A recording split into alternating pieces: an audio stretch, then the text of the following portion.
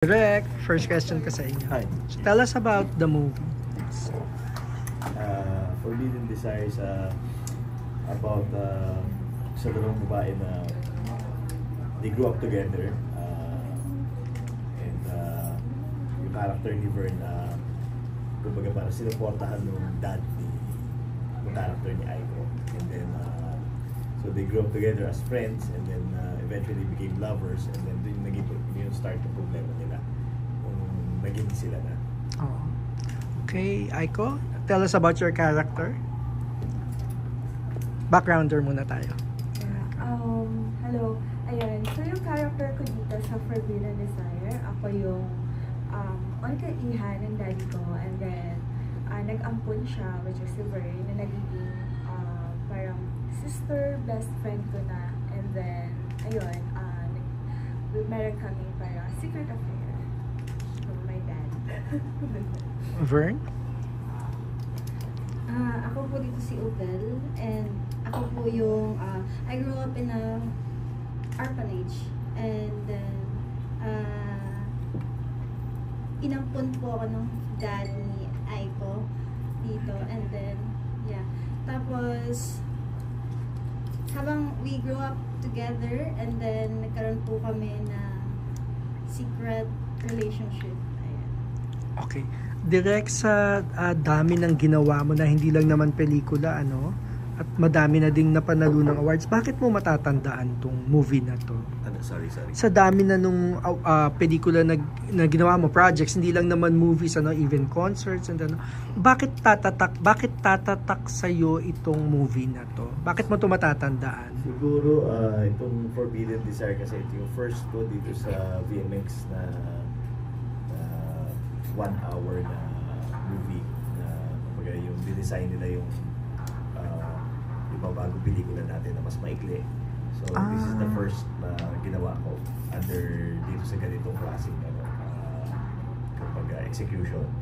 So medyo challenging kasi for me yung 1 hour para makapag bigay ng storya na buo na mga pelikula ang atake, kasi syempre yung mga pelikula natin 1.5 to 2 hours ang length.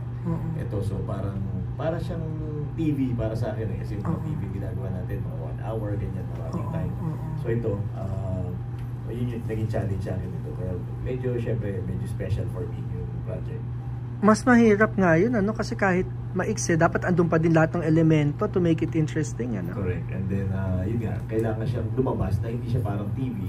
Kailangan ko siyang palabasin na parang tunay na pelikula. So, yun yung challenge.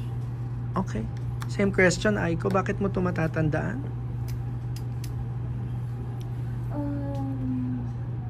Well, marami naman na ako nagawa. Oo eh.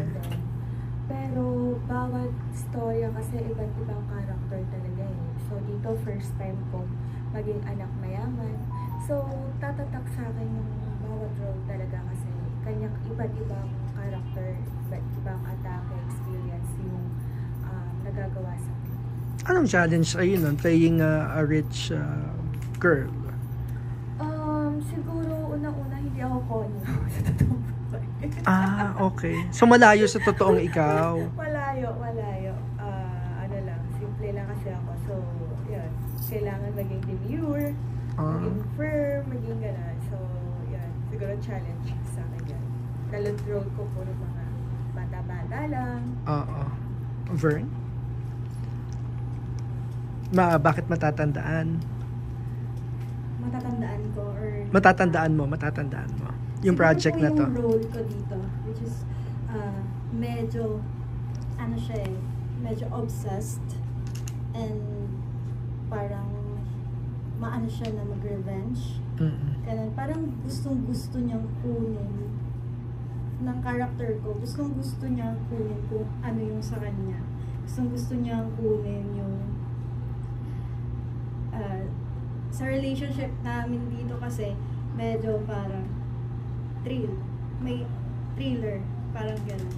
Ayan. Gaya kay Aiko, malayo ba yung character mo sa totoong ikaw? Or malapit actually? Siguro yung dark side ko po. Pero yeah, hindi naman siya malayo. Siguro, nakikita nyo yung, kasi syempre, Lahat naman may dark oo, side. yung dark side na yun is, kaya ko naman. Ah, Ayan, yun naman ang always dream ko yung dark side niya. salamat. Salamat. Thank you. Sa palabas ko na lalabas. Thank you. Thank you now. May we hear from Von Belenario on TV5, please.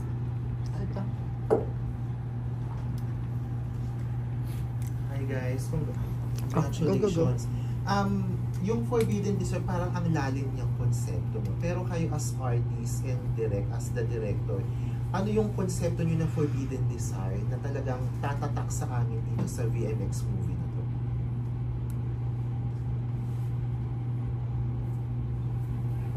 Go, director.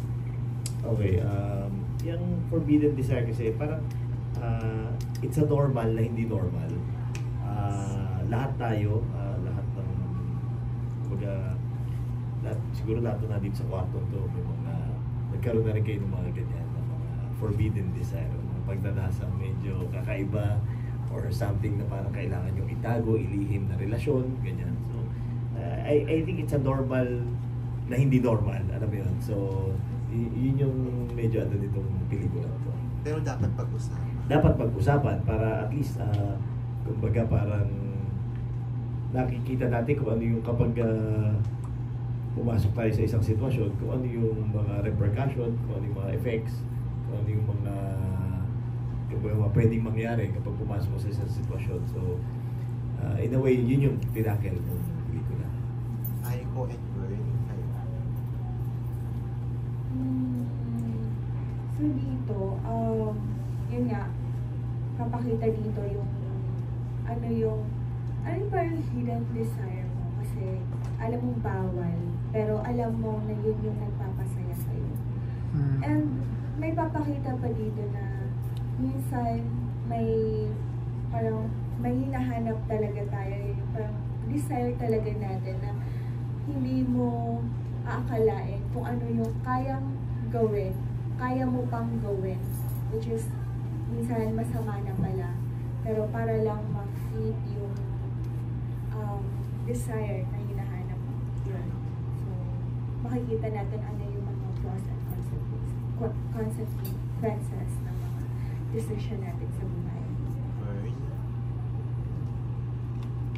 Siguro po yung love is very dangerous. Yeah. Lahat kaya gawin ng tao, mabuti man o masama. Pag nagmama. Congrats guys, thank you. Thanks, Von. Now, let's hear it from Big Salmasan of Abante. Yes. Night, please.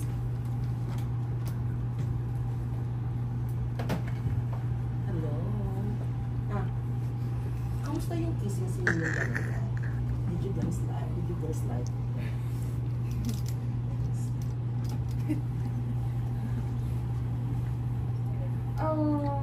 First time ko si Vern, eksena and with love scene din. Okay naman. Comfortable, as usual. And okay din si Vern eh. As in, marunong din. Magaling. No. From 1 to 10, alam siya kagaling. Ay, humalik. Humalik. 9. Wow. Bakit kinulang? Yung 1, ano na yun eh. May mga bilang Dila. may dilaan. Sa akin po, thank you. Kasi it's my first time po ng GL na yun. Yun yung pinakauna kong GL na nagawa. So medyo naano pa ako. Pero so far, kasi okay naman kasi kasama si Aiko sa work eh. So nagiging comfortable po ako. And wala naman po naging problema. Kaya siguro naging 9. Ayan, kasi first time. Na hindi nabigay mo sa kanya. 10. Bongga pa. Ikaw ba inalayan mo siya since first time niya sa GL? Inalayan mo siya sa mga eksena? Pinalalayan. Si Ako ang first time eh. Ay. Inalayan ka ba ni Aiko? Ako, hindi naman. Inalalayan mo ba ako? Hindi, diba? Hindi naman. Go with the flow. Carry Ibig bus. sabihin, marunong ako. Handa, ready. Kaya. Ready siya, talent. Palaban. Ano ginagawa ninyo kapag meron kayong desire or gusto sa isang tao, bagay? Gusto pa lang pero hindi pa amin. Ganun. Ano yung the moves mo? Sa akin kasi hindi ako flirt eh. Ano ko ba? Ha-heart ko yung story niya. So alam mo na kapag in-art mo? Oo. Ikaw. Ako, with the help of friends, kung may kasama, nagpapatulak ako. Effective naman. Ay, sorry. Single ka, gano'n. Effective naman siya. Thank you. Thanks, Biggs. Now, Mr. Romo Gonzalez of PEP, please. Maybe sa Gina. Isang panatiko ng GL. My question is, sa inyo, pati si Direk, meron ba kayong forbidden desire at sino yung gusto niyong makasama na gawin yung forbidden desire na iyo? Ikaw muna, Fern. Bilang ikaw ang kinilig agad. Ikaw na nag- Sa akin. Nandun. Oo. Na pwedeng scenario na forbidden na desire at sino gusto mong makasamang gawin yun? Siguro threesome. Ay! O sino yung dalawa? Siguro kung wire may jowa ako ngayon. Tapos yung ex ko, tapos ako. Dalawang boys tapos Yeah. Oh my God. Well, Bongga. Ikaw, Amazing. Aiko. Pwedeng celebrity, pwedeng jowa. Gusto ko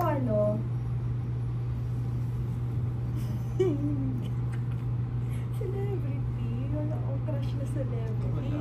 Gusto ko mga politician. Ay, Oh my God. mas nakaka. Okay. Tuloy mo yan. Pa yan? Tuloy mo yan, Aiko. Oy! Mapanood niya or mapanood Like? niya. Alam mo, sama Sino? ka sa kampanya. Mamaya, hindi na ako makalabas ng buhay. Hindi. Yung single. Wala. May asawa ba? O sige, i-rephrase ko. Crush, sino yung crush mong politician? Oh, ayan, mas madali. Oo. Si Senator Manny Pacquiao. Oo. Talaga? Crush ko! Ba't mo, na-meet mo na siya in person, Aiko? Hindi pa. Hindi pa. Yeah. So, Kasi, ang dami niyo fans parang worldwide. So, isa ako doon. Oo. So pag nakaharap mo si Senator Manny, ano unang... Magpapapicture ako. Tapos ano sasabihin mo sa kanya? It's my honor and pleasure. Pressure talaga. Hindi naman yung nagpapatulak kay ibang level yun. Oo. May sasabihin ka ba kay Jinky Pacquiao? Hi, madam. Pwede mo akong ampunin. Thank you, Aiko. Direct mo, sasagutin mo ba yun? Meron ka bang hidden desire? Sino ang gusto mong makasama?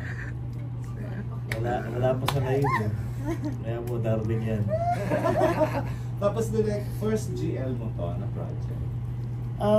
Yung talagang, kumbaga, GL ang tema, siguro oo. Pero ito sa mga past ko kasi kahit ito sa mga series ko, yung mga High on Sex, may mga GL na scenes na rin ako doon. So parang, hindi ko siya makonsider na first. Pero ito yung Ito pinakamatindi. yung medyo matindi. Ito yung full blown. Kasi buo. yun nga, direct. Paano i-direct ang dalawang babae na gumagawa ng talagang matinding love scenes? Siyempre kailangan mo lang buhayin ng konti yung imahinasyon mo. And then, siyempre may research na kasama. Ako kasi sa pag-gumagawa ko ng mga eksena, nag-research din ako. So, yun. Direct, will you do a BL film?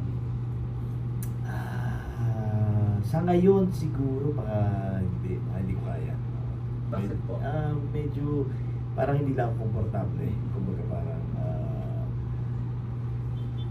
yan siguro hindi lang ako komportable. Pero before I did some way back nung bata ako, so 20 years ago, mga eksena ganyan. Pero hindi kasi ngayon medyo medyo iba na yung level. Dati parang pag yung mga BL nung araw, parang nag-holding hands lang, nag-kiss ng konti, okay na eh. Ngayon talaga. Ngayon eh, parang medyo may action eh. So, mga hindi para sa atin yun. Oo nga. Ayun lang. Hindi para sa akin. Siguro may mga taong kayang gawin. May mga director na kaya. Baka mapag-aaralan naman direct. Mahirap mag-research na Mahirap mag-research. baka mawala yung sanity ko. Thank you, Direk, and congratulations. Thank you. Thank you. Ngayon naman, Ralph Vincent Mendoza of Balita Online.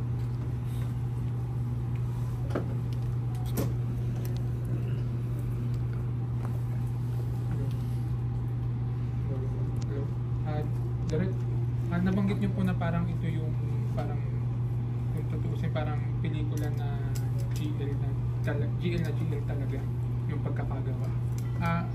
Pwede niyo po bang ibahagi kung ano po yung parang meron po ba kayong pinagbatayang inspirasyon na para maging epektibo yung pagbuo ng movie? Siguro mas more on nag-research lang ako about relationship ng babae sa babae. So, siguro may mga kaibigan naman tayo kumbaga parang nasa ganyang relationship. Mas more on dun yung research ko. Kasi ako parang pag binatayan ko kunyari ibang pelikula, pinanood ko, ayokong makahon dun sa napanood ko. Mas gusto kong maglaro yung imahinasyon ko base dun sa naririnig kong kwento. So, mas ko dun, mas na-excite yung utak ko sa ganun. Thank you, Direk. Kayo po na, nabanggit mo kanina na ito yung unang GL movie mo. Ano yung naging proseso nung paghahanda mo para sa pelikula? Sa akin lang po, maging comfortable lang po ako sa ka-work ko. Enough na po yun for me. And, ayun, iniisip ko na lang na lalaki siya. Ayun. And di naman siya problema makasama eh. Okay naman si Aiko eh. Diba? Natatomboy na ako siya. Ay, pala. Thank you. Now we have Mark Magadia of Maganda Ba Movie Days.